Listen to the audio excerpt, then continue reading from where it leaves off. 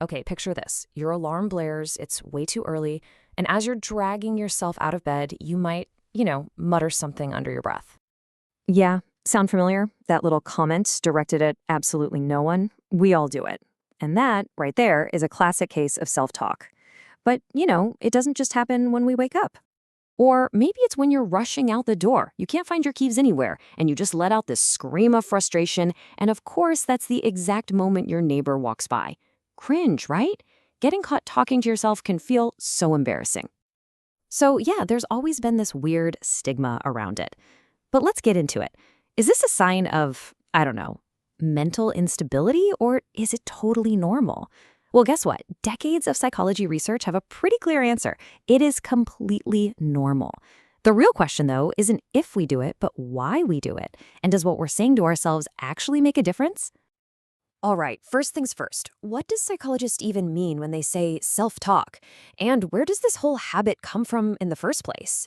Well, the answer might surprise you. It all goes back to when we were kids. So self-talk is basically the narration inside your head. It's your inner monologue. But it's not just random thoughts floating around, it's that constant running commentary you have with yourself. Whether it's that silent little reminder like, I should probably hit the gym later, or something you actually say out loud. And get this, the origin story is actually fascinating. Way back in the 1930s, a psychologist named Lev Vygotsky noticed that little kids are always talking to themselves when they play. And he figured, hey, this isn't just random babbling. It's actually a super important tool they're using to figure things out, to manage their behavior and their big emotions. And then, as we get older, all that out loud chatter just kind of moves inside. It becomes that private inner voice we all have. Okay, so we've established that everyone has this inner voice. It's totally normal, but here's the kicker, the thing that really matters. It's not that you talk to yourself, it's what you say. Because that conversation in your head, it can be an incredibly powerful tool, or honestly, a pretty destructive weapon. And you can really see the two sides of the coin here. Helpful self-talk, the instructional, motivational kind, that's like having your own personal coach in your head, boosting your focus, cheering you on. But when that voice turns negative, it can actually predict anxiety and drag you down into this toxic spiral of just thinking about the same bad stuff over and over. Let me give you a really solid example. There was this study on college tennis players. They found that when the players started using instructional self-talk during practice, saying things to themselves like, keep your eye on the ball, or bend your knees, their concentration and their accuracy literally got better. I mean, that's the power of a well-directed inner voice right there. Okay, so we know positive self-talk is a game changer, but how do you actually do it? Like for real. Let's get into some actual science-backed techniques that you can use to take control of that inner voice and make it work for you, not against you. So, one of the most powerful tricks in the book is something called distanced self-talk. It sounds complicated, but it's not. It's basically when you talk to yourself, but you do it like you're talking to another person, using the second or third person. Here's exactly how it works. So instead of saying, ugh, I hope I can do this, you switch it up and use your own name. Something like, Sarah, you got this. You are prepared for this.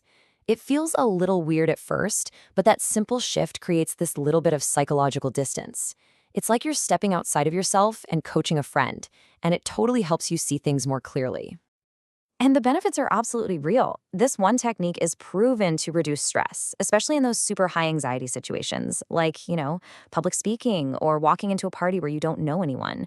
It lets you step outside of the panic for a second and just coach yourself through it. Okay, so distanced self-talk is a fantastic tool to have in your pocket for those big moments. But what if your self-talk is just negative all the time? What about those really ingrained, automatic negative patterns that are so hard to break? Well, for that, we need a more structured approach. This is where something called cognitive behavioral therapy, or CBT, comes in. It gives us this really powerful three-step framework. Step one, you have to identify the negative thought cycles. You got to catch yourself in the act. Step two, you challenge those thoughts. You ask yourself, wait, is that thought actually true? Is it even helpful to think this way? And finally, step three, you replace it. You swap out that negative thought with something more neutral, or even better, something compassionate. It's really all about retraining your brain, one thought at a time.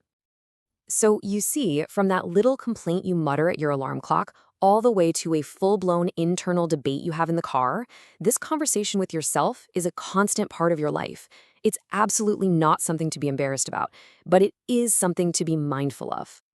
And really, if there's just one thing you take away from all of this, let it be this. It's so simple, but it's so important. Remember to be kind.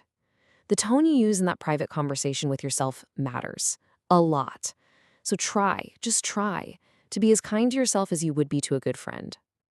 Because at the end of the day, that inner voice isn't just background noise, it's a huge part of who you are.